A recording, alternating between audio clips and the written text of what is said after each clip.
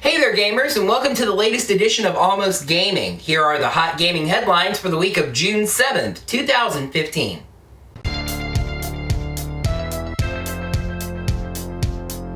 To start things off, here are those E3 coverage plans that I promised you last week. I'm going to be making and posting a video for each of the big three console manufacturers. I'll also be posting a video that sums up the third-party developers, and I'll wrap things up with a summary of the event that includes my top 10 headlines list. I'll also be posting written articles about each of these subjects on the Almost Gaming Facebook page. So let's hope we get a lot of wows out of this year's conference. But for now, let's get to the last batch of gaming headlines before the big event.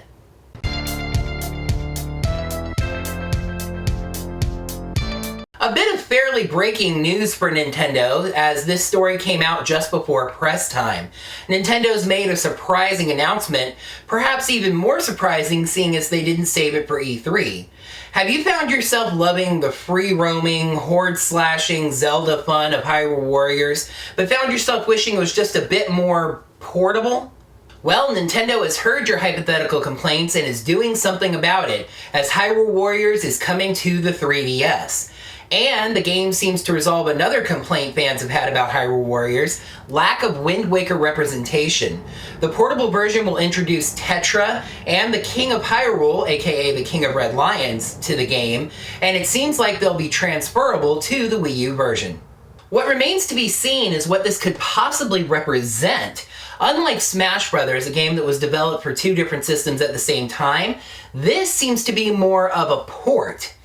And besides wondering how much of a Wii U game even the new 3DS can handle, the real question is if we're going to see any connectivity.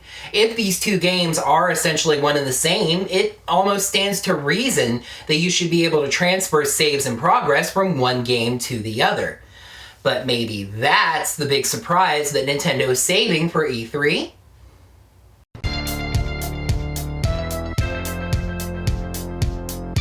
Recently, some news leaked out that Sony might be working on a compilation of the first three games in the Uncharted series, ahead of the fourth game in the series, A Thief's End. Well, as is often the case, a true leak has led to official confirmation. The PlayStation blog has confirmed that Sony will be remastering the first three games in the Uncharted series and compiling them into Uncharted: The Nathan Drake Collection. Being positioned as a great refresher for the fourth game in the series, the compilation comes out on October 7th.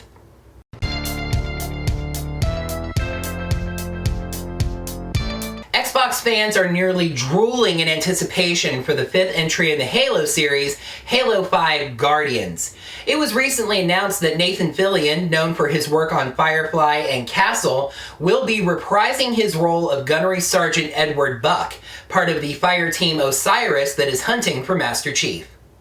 The game's going to be getting more than 15 free maps, and the online co-op mode will not require Xbox Live Gold. However, the game's beautiful looks do seem to be coming at something of a cost. While all of the character models in a recent trailer are said to be running in-engine, it seems that the game's 60 FPS frame rate is costing the game its local split-screen co-op mode.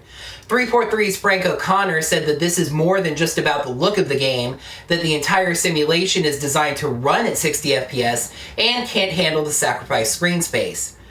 But hey, at least the online co-op mode is free, right?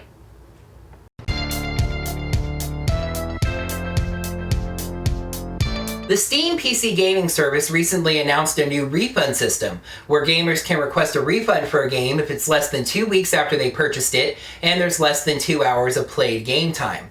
On the surface, this seems like a very consumer-friendly system that sort of replaces demos as a try-before-you-buy system. 2 hours into a game you just bought and not really feeling it? Refund? No questions asked. However, a new and perhaps unexpected problem has sprung up from this, as many indie developers are seeing their sales on Steam plummet. Why? Because a lot of them make short, snacky, cheap games that can be beaten inside of 2 hours. Gamers play the games and beat them, or at least play them to completion, and then request a refund for them, basically gotten to play the game for free. Quibu, developer of Beyond Gravity, provided a chart on Twitter that showed their sales plummet right at the time the policy was announced. 3 days after the policy went into effect, 13 out of 18 sales in that time frame were refunded. And it's not that the game was bad, as they had a very low rate of refunds beforehand. Puppy Games, another indie developer, showed a similar chart that has a similar plummet. It's kind of sad that there seems to be a significant number of Steam gamers out there that are taking advantage of the system and kind of sticking it to indie gamers this way.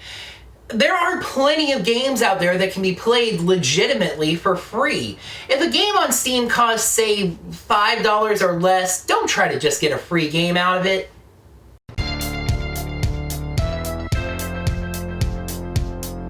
And finally, yes, another Witcher 3 story. I'm sorry, I'm hoping E3 gets us away from this game. But hey, at least this time we're talking about the game in general and not just what things Microsoft is messing up about it. CD Projekt Red recently sent out an open letter thanking all of their fans and announcing that the game has sold over 4 million copies already. This means that the game is an astounding financial success right off the bat. But what's really interesting is taking a look at the game's budget in some numbers recently provided by Polish website Gazeta.pl and found via NeoGAF and Gamasutra. According to the article, which does quote Red CEO Adam Kaczynski and has not been refuted by the studio, the production budget of the game was about $32 million US. But what's really opening some eyeballs is the game's marketing budget, which is said to be about $35 million US. Yes, if these numbers are accurate and Gamasutra is seeking confirmation, the studio actually spent more money marketing this game than they did making this game. For what it's worth, this marketing strategy does seem to have worked, and gamers do have at least some reason to trust that the game's success is for the best. The studio has said that these amazing profits will be cycled back into development, both for DLC for The Witcher 3 as well as their upcoming game, Cyberpunk 2077. That's going to wrap things up for Almost Gaming this week, so let's finish up with a look at that E3 schedule. Microsoft and Sony are holding their press conferences on Monday, June 15th, 12:30 p.m. and 9 p.m. Eastern. I will be posting written wrap-ups of those on Facebook almost immediately after, and posting videos about them on Tuesday. Nintendo's press conference is Tuesday at 12 p.m., with my video on it going up Wednesday. On Thursday, I'll be posting a video summing up the other third-party press events, and Friday will be the overall summary top 10 video. That's a whole lot of Almost Gaming E3. Thank you guys so much for watching. Make sure to click that like button right down below. Subscribe to the channel to see all that E3 goodness that I just described. Comment on the headlines from this week. And make sure to tune in Tuesday for the start of our E3 coverage. Until then, game on.